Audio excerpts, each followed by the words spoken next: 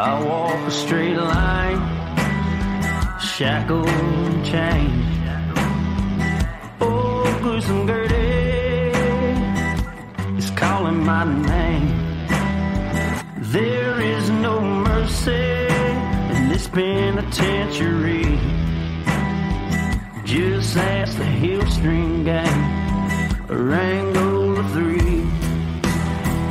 I'm here for life, I'm here to die.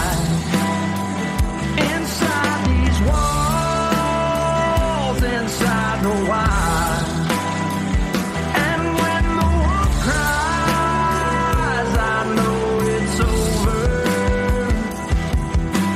Oh, bloody Angola. Oh, bloody Angola.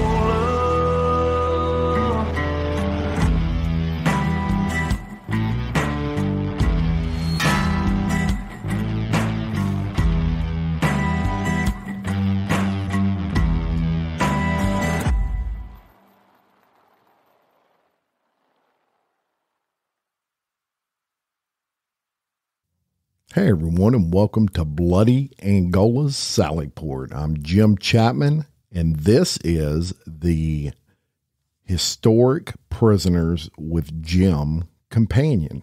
It's Martin Luther King Day, and we're going to talk all about Martin Luther King and a specific document that he penned in prison. A lot of people know this document as the letter from a Birmingham city jail. So we're going to kind of talk about what led to that letter, one of the most historic letters in history. No doubt about it. I'm going to spare you a history on Martin Luther King Jr. because if you are an American, there's no way probably that you've never heard of Martin Luther King Jr. And he was a nonviolent activist in the 50s, mid-50s to 1968 when he was assassinated in Memphis, Tennessee. He was an African-American church leader. Boom, Jim. He was a church leader, the son of an early civil rights activist, and also a minister. A lot of people don't know that. That was his dad, Martin Luther King Sr. And he led an absolute movement. And Martin Luther King Jr. was different because he organized nonviolent protests. Now, there were other civil rights leaders at that time, such as Malcolm X, who were calling for by any means necessary type of protest, and those would turn violent a lot of times. Martin Luther King Jr. was kind of the opposite of that. The goal was the same, but his goal was to accomplish these things through the court system, these rights that they were seeking, and in a nonviolent way, because he believed that violence was what was expected out of Black Americans at that time and accomplished nothing. Martin Luther King Jr. had been arrested over 30 times in his life. You can search different sources. Some will say as high as 39. Some will say as low as 25. It's definitely around 30 to 40 times he was arrested in his life, and they were pretty much all kind of bullshit, to be honest. It was, if he's in jail, he can't be a problem. America was a little different in those days. You did not have the rights you have now. If you were a black man in America or a black woman in America, you had to sit in the back of the bus. Of course, we've all heard Rosa Parks' story of sitting in the front of a bus. They wouldn't allow that in those days. You had segregated schools. You had segregated bathrooms. You had segregated water fountains. If someone owned a business and you were a black man or a black woman, you could not go in. If they didn't want you in their store, they would have a note, whites only. It was against the law to ride in a car with a white woman. You could actually get arrested for that. A lot of this did not even get close to getting resolved until 1970. Vietnam changed a lot of that because a lot of black men went to Vietnam and black women and died. And people realized that, wait a minute, I'm a white guy and this is a black guy. And we're both dying. We're both shedding the same blood on the same mud. And so that helped to ease the tensions outside of that, but certainly high tensions at that time. This was also a time in Angola, which we talk about, Louisiana State Prison, where it was known as the Bloody Years. And a lot of that tied back to the racial tensions going on outside the prison. But we're a prison-related show, and I thought it would be perfect to bring you something that was prison-related, like Letter from a Birmingham Jail. First, I want to talk a little bit about his arrest. I'm just going to give you a few of those. Again, I'm not going to go over the history. Everybody knows who he is and what he did as a civil rights hero for seeking equality for black Americans. But few people know that he was arrested, 30 to 40 times for fighting, atrocities that he felt like were going on. Now, the first time, or not the first time he was arrested, one of the more famous times was March 22nd of 1956. Rosa Parks, who I brought up earlier, she had been arrested for refusing to leave her seat on a bus. She had gotten off of work. The bus was full. There was a seat open. It was, the front row of the bus, and she sat where she could sit. She was tired. They said, "You're a black woman. You can't sit at the front of the bus." She refused to get up, rightfully so, and was arrested. Well, Martin Luther King Jr. heard of this and went and talked with her. And he said, "Well, why don't we boycott the Montgomery bus company?" And this occurred in Montgomery, Alabama. So that's what they did. It was a nonviolent thing. They basically just protested. They went to the public part of the Montgomery bus company there on the sidewalk, and they refused to buy bus tickets. They knew that one way that they could hurt the system was to not spend their money with the system. There was 100 of them. They hold up these signs, and they were all arrested for protesting that and causing a riot. A lot of times is the way they would word this. Loitering, another charge that they would throw that direction. But he was arrested. That was a very famous arrest. And then in September 5th, 1958, he was convicted of disobeying a police order and fined $14. But Police Commissioner Clyde Sellers actually paid that fine for him. It was BS. A policeman was telling him to leave a public spot on a protest, and he refused to. And so he was arrested for that. Now, in October 19th of 1960, my birthday, not my birth date, I'm not quite that old yet, but my birthday, he was arrested in Atlanta, Georgia during a sit-in while waiting to be served at a restaurant. He was sentenced to 4 months in jail, but after intervention by then presidential candidate John Kennedy and his brother Robert Kennedy, he was released. So a sit-in was a nonviolent deal where if they had a restaurant in Memphis, Tennessee, and Martin Luther King and 20 of his friends wanted to go eat at this restaurant, they go and they would eat. Well, in those days, if it was not a black-owned restaurant, you weren't eating in it. That you didn't have the right to eat in that restaurant, and they would have signs that say no blacks allowed. And look, these people were just wanting to be considered human beings like everybody else. And so they would go to these spots and not, quote unquote, see that sign and go in and sit down. And the folks that own that restaurant and were employed by that restaurant would say, we're not serving you. You're black. And they wouldn't move. And they would say, we would just like to eat. You know, there's 20 of us here. We've all got money. We want to pay. We're not asking for anything. But they would refuse to serve them. And so they organized these nonviolent sit-ins where what they were really trying to do, they didn't expect this to accomplish. Okay, well, we'll get you some food. What they were trying to do was, in a nonviolent way, bring attention to the problem. And this is obviously a problem, folks. This is America. It's the United States of America. I love the United States of America. I don't want to live in a country where anybody is looked at as less than because of their skin color. You know, it's shocking that this was not very long ago. A lot of you listening, this was during your lifetime.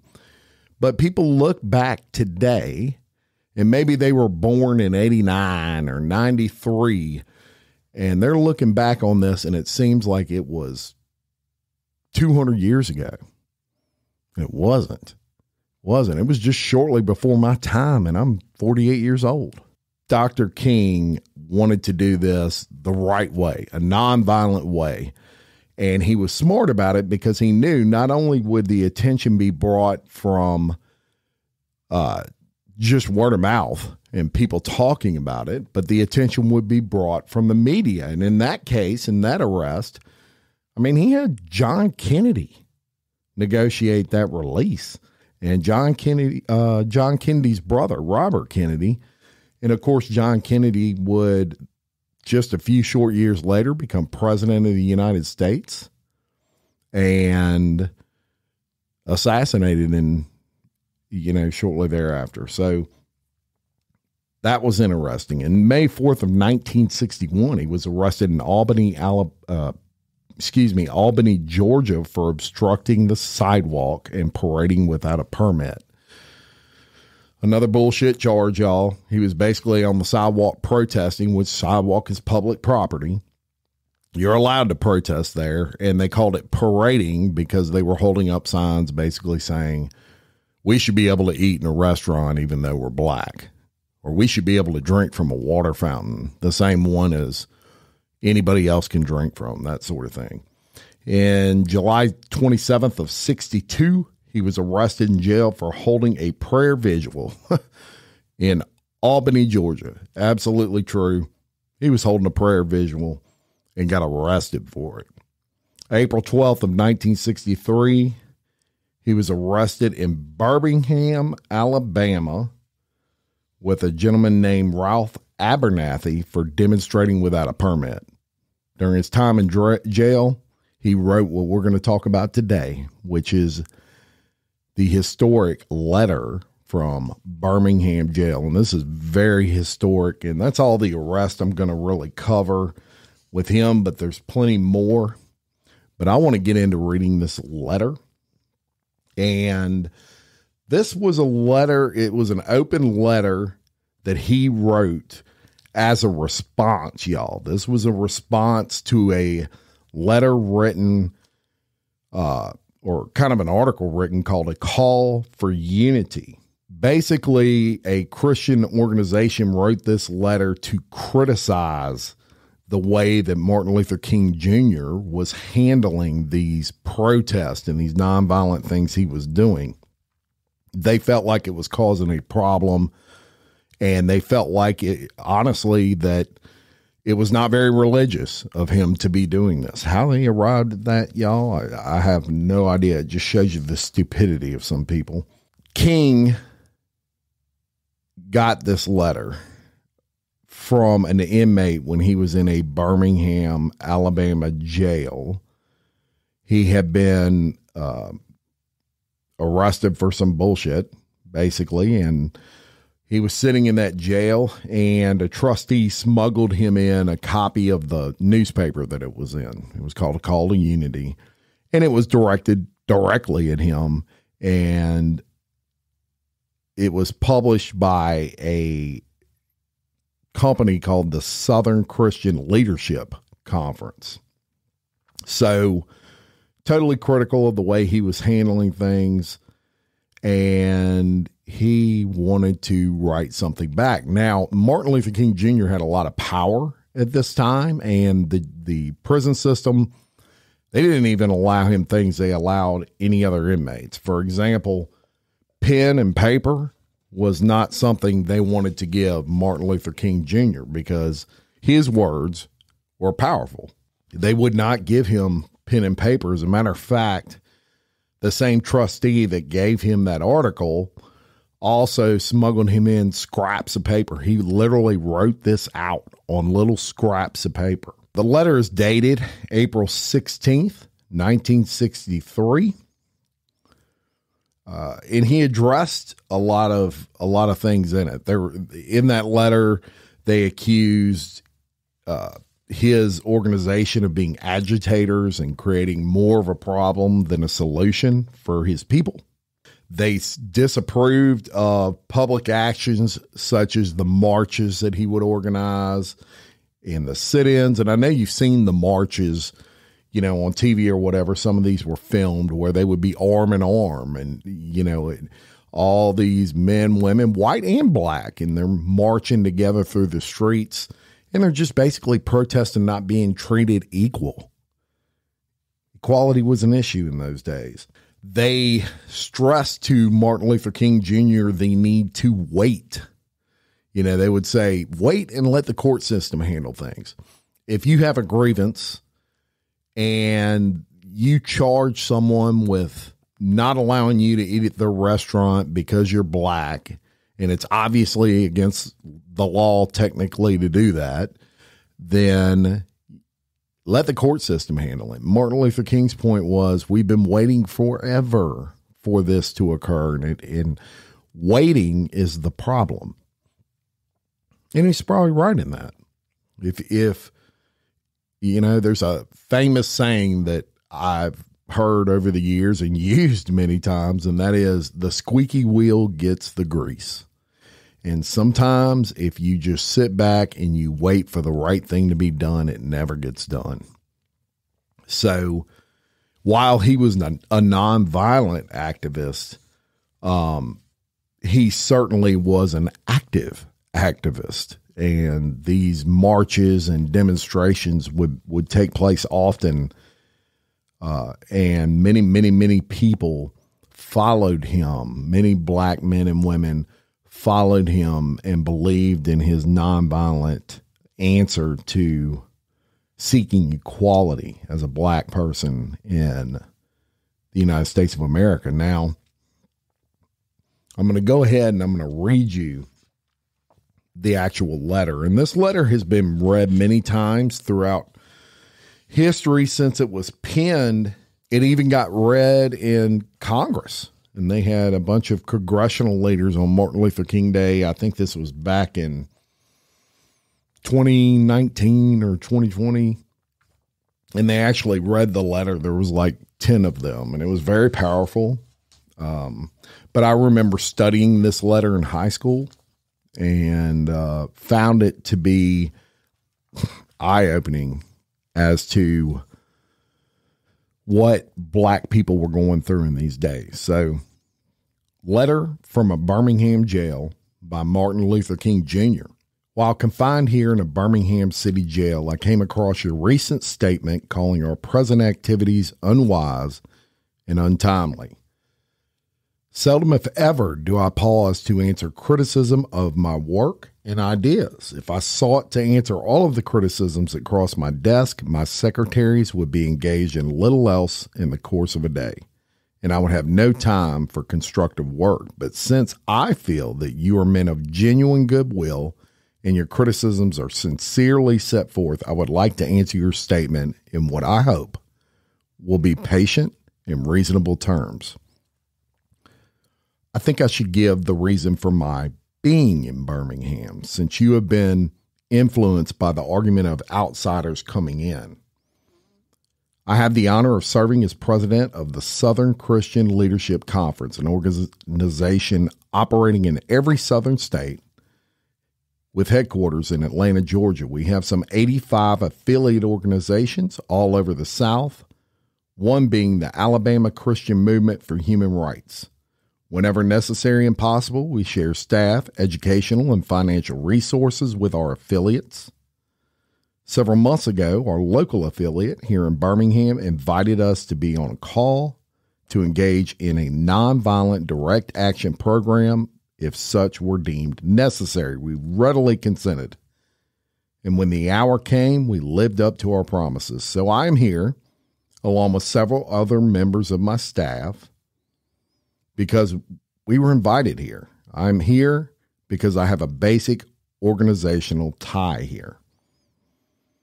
Beyond this, I am in Birmingham because injustice is here. Just as the 8th century prophets left their little villages and carried their "Thus saith the Lord" far beyond the boundaries of their hometown, and just as the Apostle John left his little village of Tarsus to carry the gospel of Jesus Christ to practically every hamlet and city of the Greco-Roman world, I, too, am compelled to carry the gospel of freedom beyond my particular hometown. Like Paul, I must constantly respond to the Macedonian call for aid. Moreover, I am cognizant of the interrelatedness of all communities and states. I cannot sit idly by in Atlanta and not be concerned about what happens in Birmingham. Injustice anywhere is a threat to justice everywhere. In the new Lifetime original movie, based on a true story, Jodi Arias is the name you know, but this is the story you don't. While in prison awaiting her murder trial, Jodi befriends Donovan Baring and Tracy Brown, two inmates that fall for her story of what happened. When Donovan is paroled, she decides to help Jodi, only to eventually discover her vengeful side. Bad Behind Bars, Jodi Arias, a ripped from the headlines movie, premieres Saturday at 8/7 Central, only on Lifetime. And now another no-brainer money-saving tip from Progressive. That doesn't sound good. The paper shredder's jammed, but I think I fixed it. Oh, well, try shredding these $50 bills then. Seems like it's working. Better try another $400. Stop. Instead of using money, use regular paper. And here's a better tip from Progressive on how not to waste money. Don't pay too much for car insurance. Drivers who switch and save could save hundreds. Progressive Casualty Insurance Company and Affiliates. Potential savings will vary. We are caught in an inescapable network of mutuality, tied in a single garment of destiny. Whatever affects one directly affects all indirectly. Never again can we afford to live with the narrow, provincial, outside agitator idea. Anyone who lives in the United States can never be considered an outsider. You deplore the demonstrations that are presently taking place in Birmingham, but I am sorry that your statement did not express a similar concern for the conditions that brought the demonstrations into being. I'm sure that each of you would want to go beyond the superficial social analyst who look merely at effects and does not grapple with the underlying causes. I would not hesitate to say that it is unfortunate that so-called demonstrations are taking place in Birmingham at this time. But I would say in more empathetic terms that it's even more unfortunate that the white power structure of this city left the Negro community with no other alternative. In any nonviolent campaign, there are 4 basic steps: collection of the facts to determine whether injustices are alive, negotiation, self-purification, and direct action. We have gone through all these steps in Birmingham. There can be no gainsaying of the fact that racial injustice engulfs this community. Birmingham is probably the most thorough segregated city in the United States. Its ugly record of police brutality is known in every section of this country. Its unjust treatment of Negroes in the courts is a notorious reality. There have been more unsolved bombings of Negro homes and churches in Birmingham than any other city in this nation. These are hard, brutal, and unbelievable facts. On the basis of them, Negro leaders sought to negotiate with the city fathers, but the political leaders consistently refused to engage in good faith negotiation. Then came the opportunity last September to talk with some of the leaders of the economic community. In these negotiating sessions, certain promises were made by the merchants, such as the promise to remove the humiliating racial signs from the stores. On the basis of these promises, Reverend Shuttlesworth and the leaders of the Alabama Christian Movement for Human Rights agreed to call a moratorium on any type of demonstration. As the weeks and months unfolded, we realized that we were the victims of a broken promise. The signs remained. As in so many experiences of the past, we were confronted with blasted hopes, and the dark shadow of deep disappointment settled upon us, so we had no alternative except that of preparing for direct action, whereby we would represent our very bodies as a means of laying our case before the conscience of the local and national community. We were not unmindful of the difficulties involved, so we decided to go through the process of self-purification. We started having workshops on nonviolence and repeatedly asked ourselves questions. Are you able to accept blows without retaliating? And are you able to endure the ordeals of jail? We decided to set our direct action program around the Easter season, realizing that with the exception of Christmas, this was the largest shopping period of the year. Knowing that a strong economic withdrawal program would be the byproduct of direct action, we felt that this was the best time to bring pressure on the merchants for the needed change.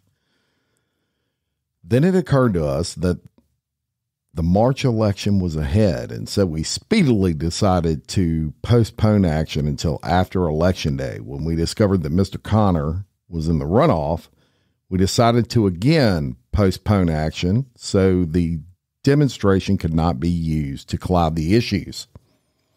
At this time, we agreed to begin our nonviolent witness the day after the runoff. This reveals that we did not move irresponsibly into direct action. We too wanted to see Mr. Connor defeated. So we went through the postponement to aid in the community need. After this, we felt the direct action could be delayed no longer. You may ask, why direct action? Why sit-ins, marches, and so forth? Isn't a negotiation a better path? You're exactly right in your call for negotiation. Indeed, this is the purpose of direct action. Nonviolent direct action seeks to create such a crisis and establish such creative tension that a community that has consistently refused to negotiate is forced to confront the issue. It seeks so as to dramatize the issue so that it can no longer be ignored. I just referred to the creation of tension as part of the work of the nonviolent resistor. This may sound rather shocking, but I must confess that I am not afraid of the word tension. I have earnestly worked and preached against violent tension, but there's a type of constructive, nonviolent tension that's necessary for growth. Just as Socrates felt that it was necessary to create tension in the mind so individuals could rise from the bondage of myths and half-truths to the unfettered realm of creative analysis and objective appraisal, we must see the need of having non-violent gadflies to create the kind of tension in society that will help men rise from the dark depths of prejudice and racism to the majestic heights of understanding and brotherhood. So the purpose of direct action is to create a situation so crisis-packed that it will inevitably open the door to negotiation. We therefore concur with you in your call for negotiation. This too long has our beloved Southland been bogged down in this tragic attempt to live in the monologue rather than the dialogue. One of the basis points in your statement is that our acts are untimely. Some have asked, why didn't you give the new administration time to act? The only answer I can give to this inquiry is that the new administration must be prodded about as much as the outgoing before it acts. We will sadly be mistaken if we feel that the election of Mr. Bootwell will bring the millennium to Birmingham. While Mr. Bootwell is more articulate and gentle than Mr. Connor, they are both segregationists, dedicated to the task of maintaining the status quo. The hope I see in Mr. Bootwell is that he will be reasonable enough to see the futility of massive resistance to desegregation, but he will not see this without pressure from the devotees of civil rights. My friends, I must say to you that we have not made a single gain in the civil rights movement without determined legal and nonviolent pressure. History is the long and tragic story of the fact that privileged groups seldom give up their privileges voluntarily. Individuals may see the moral light and voluntarily give up their unjust posture, but as Reinhold Niebuhr has reminded us, groups are more immoral than individuals. We know through painful experience that freedom is never voluntary or given by the oppressor. It must be demanded by the oppressed. Frankly, I've never engaged in a direct action movement that was well timed according to the timetable of those who have not suffered unduly from the disease of segregation. For years now, I have heard the word wait. It rings in the car of every Negro with piercing familiarity. This wait has almost always meant never. It has been a tranquilizing thalidomide, relieving the emotional stress for a moment, only to give birth to an ill-formed infant of frustration. We must come to see with the distinguished jurist of yesterday that justice too long delayed is justice denied. We have waited for more than 340 years for our God-given and constitutional rights. The nations of Asia and Africa are moving with jet-like speed toward the goal of political independence, and we still creep at a horse and buggy pace toward the gaining of a cup of coffee and a lunch counter. I guess it's easy for those who have never felt the stinging darts of segregation to say wait.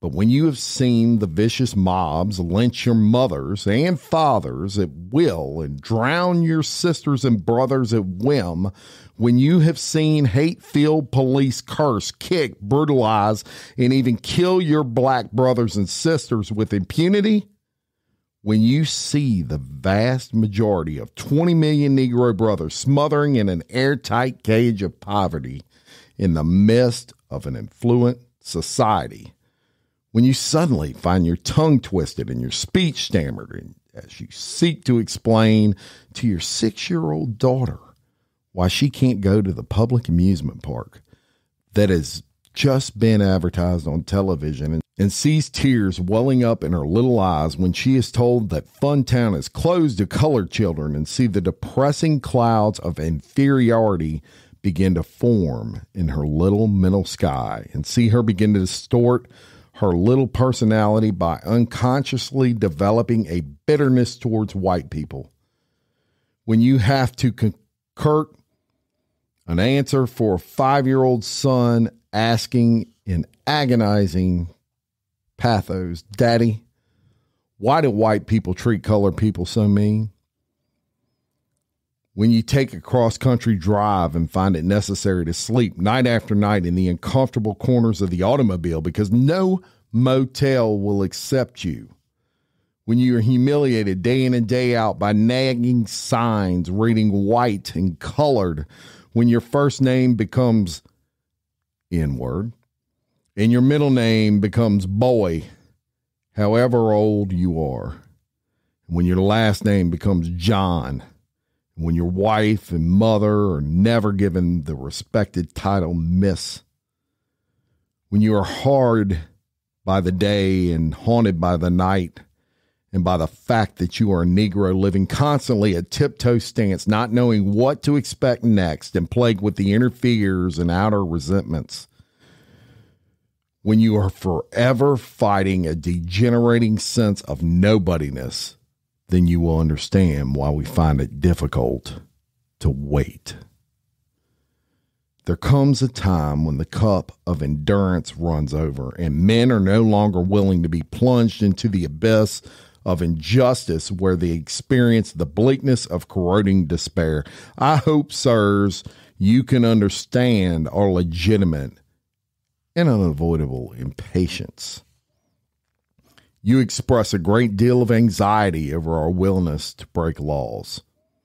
This is certainly a legitimate concern since we are so diligently urge people to obey the Supreme Court's decision of 1954 outlawing segregation in public schools. It is rather strange and paradoxical to find us consciously breaking laws. One may well ask, how can you advocate breaking some laws and obeying others? The answer is found in the fact that there are two types of laws.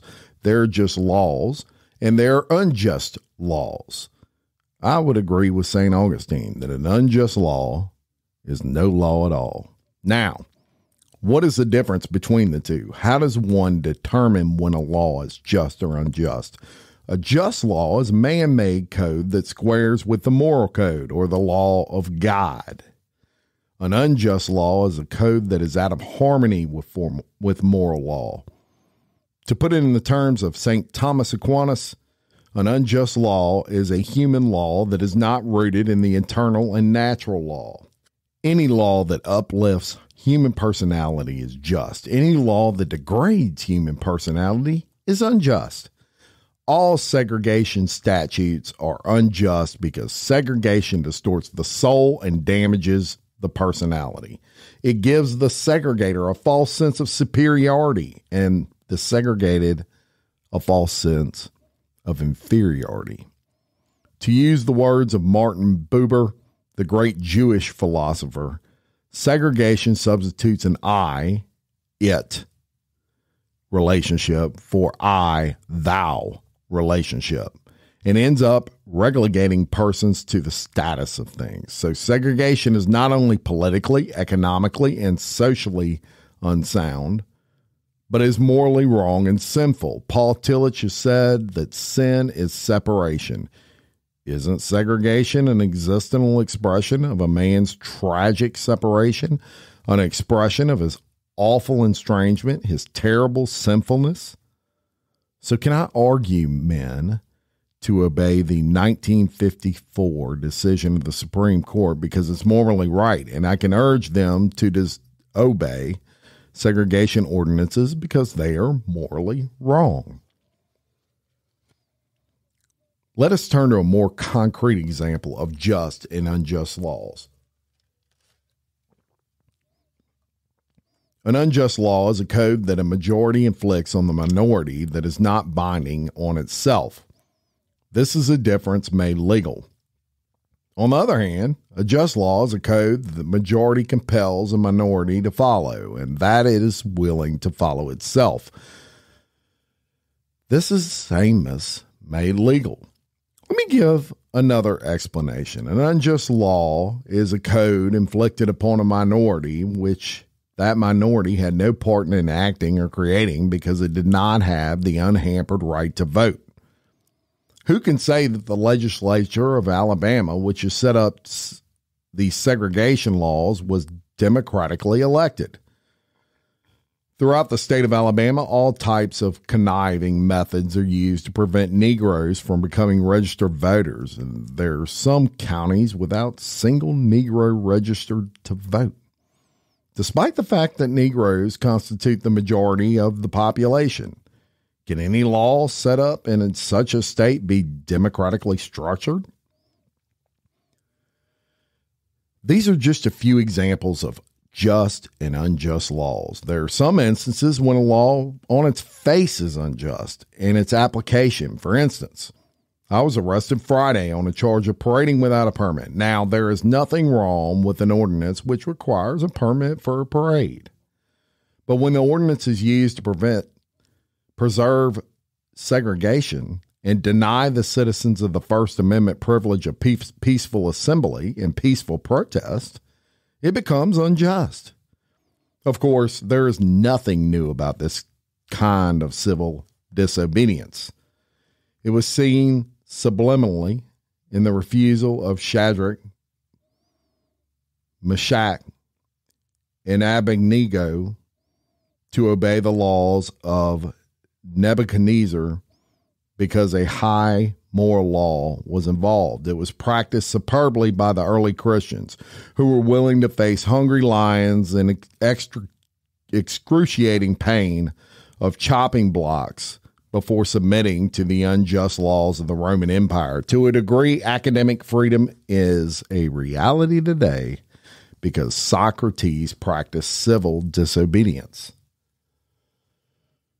We can never forget that everything Hitler did in Germany was legal, and everything the Hungarian freedom fighters did in Hungary was illegal. It was illegal to aid and comfort a Jew in Hitler's Germany, but I'm sure that if I had lived in Germany during that time, I would have aided and comforted my Jewish brothers, even though it was illegal. If I lived in a communist country today, where certain principles dear to the Christian faith are suppressed, I believe I would openly advocate disobeying these anti-religious laws. I must make two honest confessions to you, my Christian and Jewish brothers. First, I must confess that over the last few years, I've been gravely disappointed with the white moderate. I've almost reached the regrettable conclusion that the Negro's great stumbling block in the stride toward freedom is not the white citizens conciliar or the Ku Klux Klaner, but the white moderate who is more devoted to order than to justify, who prefers a negative peace, which is the absence of tension, to a positive peace, which is the presence of justice, who constantly says, I agree with you that the goal you seek, but I can't agree with your methods or your direct action, who paternalistically feels that he can set the timetable for another man's freedom, who lives by the myth of time and who constantly advises the Negro to wait until a more convenient season. Shallow understanding from people of good will is more frustrating than absolute misunderstanding from people of ill will. Lukewarm acceptance is more bewildering than outright rejection. In your statement, you asserted that our actions, even though peaceful, must be condemned because they precipitate violence. But can this assertion be logically made? Isn't it like condemning the robbed man because his possession of money precipitated the evil act of robbery? Isn't it like condemning Socrates for his unswerving commitment to the truth and his philosophical delvings precipitated the misguiding popular mind to make him drink the hemlock? Isn't this like condemning Jesus because his unique God consciousness and never ceasing devotion to his will precipitated the evil act of crucifixion? We must come to see, as federal courts have constantly affirmed, that it is immoral to urge an individual to withdraw his efforts to gain his basic constitutional rights because the question precipitates violence. Society must protect the robbed and punish the robber. I'd also hope that the white moderate will reject the myth of time. I received a letter this morning from a white brother in Texas, which said all Christians know that colored people will receive equal rights eventually. But it is possible that you are in too great of a religious hurry. It has taken Christianity almost 2,000 years to accomplish what it has. The teaching of Christ takes time to come to earth. All that is said here grows out of a tragic misconception of time. It is the strangely irrational notion that there is something in the very flow of time that will inevitably cure its ills. Actually, time is neutral. It can be used either destructively or constructively. I am coming to feel that people of ill will have used time much more effectively than people of goodwill. We will have repent in this generation, not merely for the vitriolic words and actions of bad people, but for the appalling silence of good people. We must come to see the human progress never rolls in on its wheels of inevitability. It comes through the tireless effort and persistent work of men willing to be co-workers with God. And without this hard work, time itself becomes an ally of the forces of social stagnation. You spoke of our activity in Birmingham as extreme. First, I was rather disappointed that fellow clergymen would see my nonviolent efforts as those of extremists. I started thinking about the fact that I stand in the middle of two opposing forces in the Negro community. One is a force of complacency made up of Negroes who, as a result of long years of oppression, have been so completely drained of self-respect and sense of somebodyness that they have adjusted to segregation. And on the other hand, a few Negroes in the middle class who, because of a degree of academic and economic security, and because at points they profit by segregation, have unconsciously become insensitive to the problem of the masses. The other force is one of bitterness and hatred and comes perilously close to advocating violence. It is expressed in the various black national groups that are springing up all over the nation. The largest and best known being Elijah Muhammad's Muslim movement. This movement is nourished by the contemporary frustration over the continued existence of racial discrimination. It is made up of people who have nourished the contemporary frustration over the continued existence of racial discrimination. It is made up of people who have lost faith in America, who have absolutely repudiated Christianity, and who have concluded that the white man is an incurable devil. I have tried to stand between those two forces, saying that we need not follow the do-nothingness of the complacent or the hatred and despair of the black nationalists. There's more excellent way of love and nonviolent protest. I'm grateful to God that though the Negro Church, the dimension of nonviolence entered our struggle, if this philosophy has not emerged, I am convinced that by now many streets of the South will be flowing with floods of blood.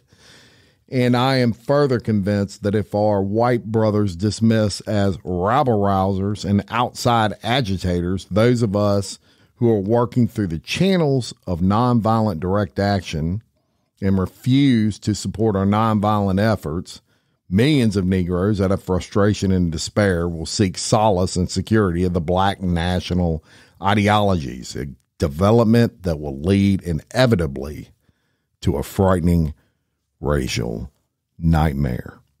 Oppressed people cannot remain oppressed forever. The urge for freedom will eventually come. This is what happened to the American Negro. Something within has reminded him of his birthright of freedom. Something without has reminded him that he can gain it. Consciously and unconsciously, he has been swept in by what the Germans call zeitgeist.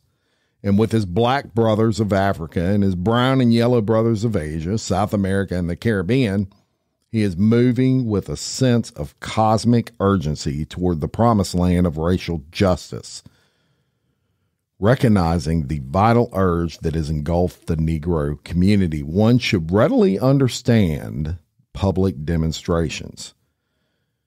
The Negro has many pent-up resentments and latent frustrations. He has to get them out. So let him march sometime. Let him have his prayer pilgrimage in the city hall. Understand why he must have sit-ins and freedom rides.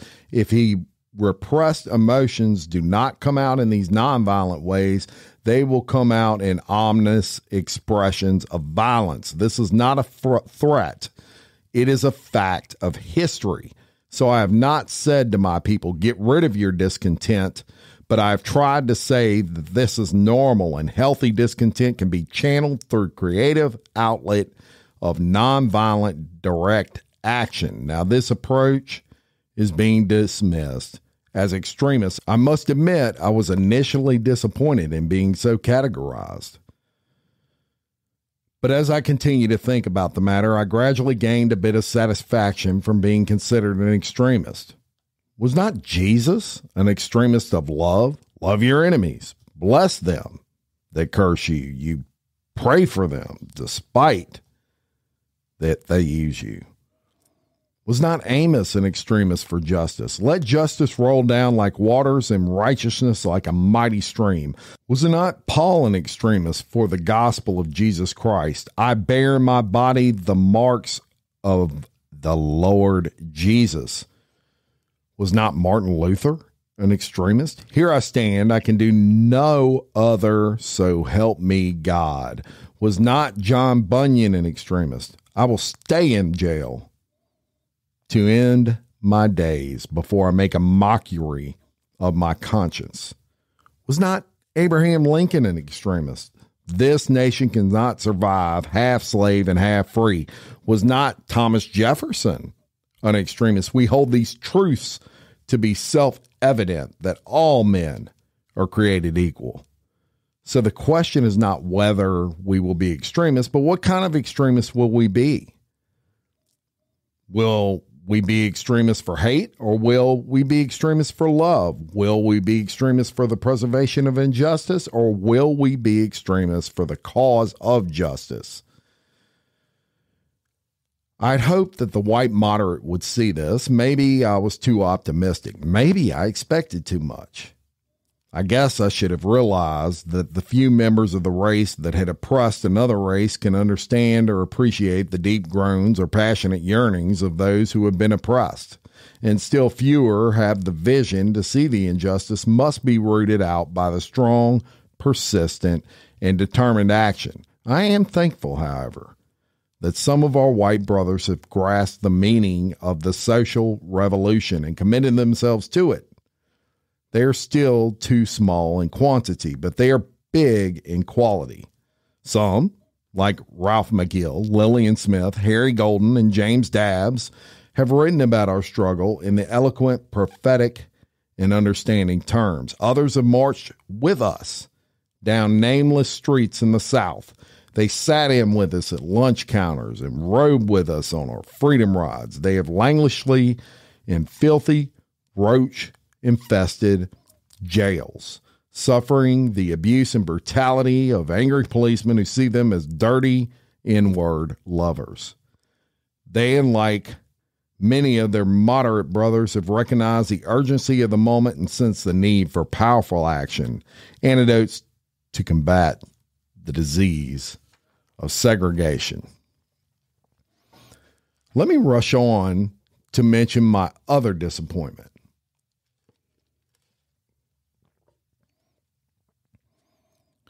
I've been disappointed with the white church and its leadership, or, of course, there are some notable exceptions. I'm not unmindful of the fact that each of you has taken some significant stands on the issue.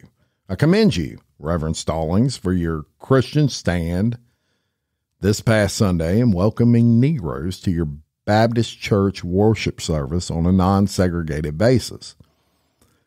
I commend the Catholic leaders of this state for integrating Spring Hill College several years ago. But despite these notable exceptions, I must honestly reiterate that I've been disappointed with the church. I do not say this as one of those negative critics who can always find something wrong with the church. I say it as a minister of the gospel who loves the church, who was nurtured in its bosom, who has been sustained by its spiritual blessings and will remain true to it as long as the cord of life shall lengthen. I had the strange feeling when I was suddenly catapulted into the leadership of a bus protest in Montgomery several years ago that we would have the support of the white church. I felt that the white ministers, priests, and rabbis of the South would be some of our strongest allies. Instead, few have been outright opponents, refusing to understand the freedom movement and misrepresenting the leaders. All too many others have been more cautious and courageous and have remained silent behind the stained glass windows. In spite of my shattered dreams of the past, I came to Birmingham with the hope that the white religious leadership of this community would see the justice of our cause with deep moral concern, serve the channel through which our just grievances could get to the power structure. I'd hoped that each of you would understand, but again, I was disappointed. I've heard numerous religious leaders of the South call upon their worshipers to comply with the desegregation decision because it is law. But I have longed to hear white ministers say, follow this decree because integration is morally right and the Negro is your brother. In the midst of blatant injustices inflicted upon the Negro, I have watched white churches stand on the sidelines and merely mouth pious irrelevancies and sanctimonious trivialities. In the midst of the mighty struggle to rid our nation of racial and economic injustice, I have heard so many ministers say those are social issues which the gospel has nothing to do with. And I have watched so many churches commit themselves to a completely otherworldly religion which made a strange distinction between bodies and souls, the sacred and the secular. There was a time when the church was very powerful. It was during that period that early Christians rejoiced when they were deemed worthy to suffer for what they believed. In those days, the church was not merely a thermometer that recorded the ideas and principles of powerful opinion. It was the thermostat that transformed the mores of society. Wherever the Christians entered a town, the power structure got disturbed and immediately sought to convict them for being disturbers of the peace and outside agitators, but they went on with the conviction that they were a colony of heaven and had to obey God rather than man. They were small in number, but big in commitment. They were too God intoxicated to be astronomically intimidated. They were brought to an end to such ancient evils as infanticide and gladiatorial contests. Things are different now. The contemporary church is so often weak, an ineffectual voice with an uncertain sound. It is so often that the arch supporter of the status quo, far from being disturbed by the presence of the church, the power structure of the average community is consoled by the church, often vocal sanction of things as they are. But the judgment of God is upon the church as never before. If the church of today does not recapture the sacrificial spirit of the early church, it will lose its authentic ring, forfeit the loyalty of millions, and be dismissed as an irrelevant social club with no meaning for the 20th century. I meet young people every day whose disappointment with the church has risen to outright disgust. I hope the church as a whole will meet the challenge of this decisive hour. But even if the church does not come to the aid of justice, I have no despair about the future. I have no fear about the outcome of our struggle in Birmingham. Even if our motives are presently misunderstood, we will reach our goal of freedom in Birmingham and all over the nation, because the goal of America is freedom. Abused and scorned though we may be, our destiny is tied with the destiny of America. Before the Pilgrims landed in Plymouth, we were here. Before the pen of Jefferson scratched across the pages of history the majestic word of the Declaration of Independence, we were here. For more than 2 centuries, our foreparents labored here without wages. They made cotton king, and they built homes of their masters in the midst of brutal injustice and shameful humiliation. And yet, out of the bottomless vitality, our people continue to thrive and develop. If the inexpressible cruelties of slavery could not stop us, the impression we now face surely will. We will win our freedom because of the sacred heritage of our nation and the eternal will of God are embodied in our echoing demands. I must close now. But before closing, I am impelled to mention one other point in your statement that troubled me profoundly. You warmly commended the Birmingham police force for keeping order and preventing violence. I don't believe you would have so warmly commended the police force if you had seen its angry, violent dogs literally biting 6 unarmed, nonviolent Negroes. I don't believe you would so quickly condemn the policemen if you would observe their ugly and inhumane treatment of Negroes here at the city jail, if you would watch them push and curse old Negro women and young Negro girls, if you would see them slap and kick old Negro men and young boys, if you would observe them as they did on 2 occasions, refusing to give us food because we wanted to sing our grace together. I'm sorry if I can't join you in your praise of the police department. It is true that they have been rather disciplined in their public handling of the demonstrators. In this sense, that they have been publicly nonviolent, but for what purpose? To preserve an evil system of segregation? Over the last few years, I have consistently preached that nonviolence demands that the means we use must be pure as the ends we seek. So I've tried to make it clear that it is wrong to use immoral means to attain moral ends. But now I must affirm that it is just as wrong, or even more, to use moral means to preserve immoral ends. I wish you had commended the Negro demonstrators of Birmingham for their sublime courage, their willingness to suffer, their amazing discipline in the midst of inhumane provocation. One day the South will recognize its real heroes. They will be the James Merediths, courageously and with majestic sense of purpose facing jeering and hostile mobs and the agonizing loneliness that characterizes the life of a pioneer. They will be old, oppressing, battered Negro women, symbolized in a 72-year-old woman in Montgomery, Alabama, who rose up with a sense of dignity and with her people decided not to ride the segregated buses, and responded to one who inquired about her tiredness. My feet is tired, but my soul is rested.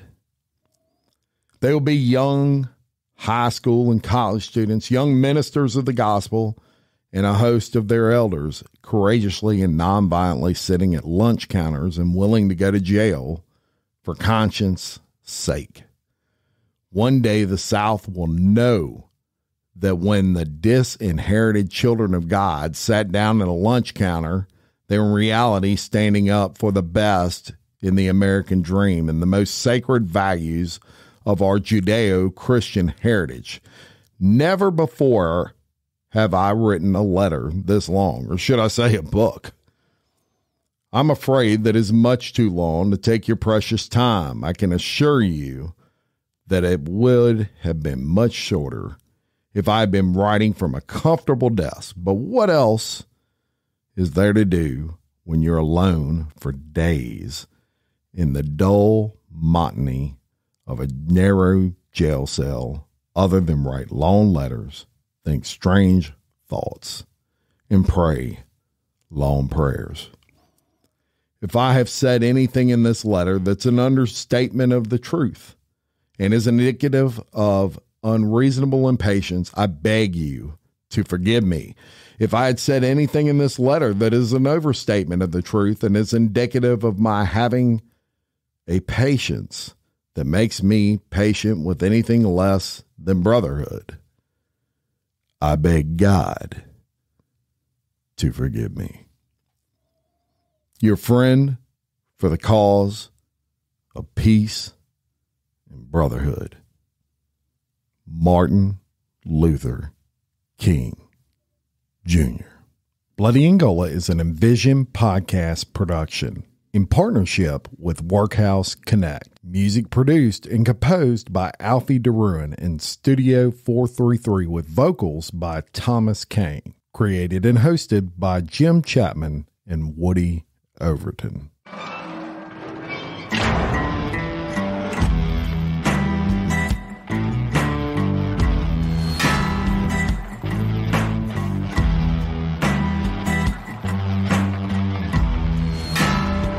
I walk a straight line, shackled and chained. Oh, gruesome Gertie is calling my name. There is no mercy in this penitentiary. Just ask the Hillstring Gang or Angola 3. I'm here for life, I'm here to die. Inside these walls, inside the wire.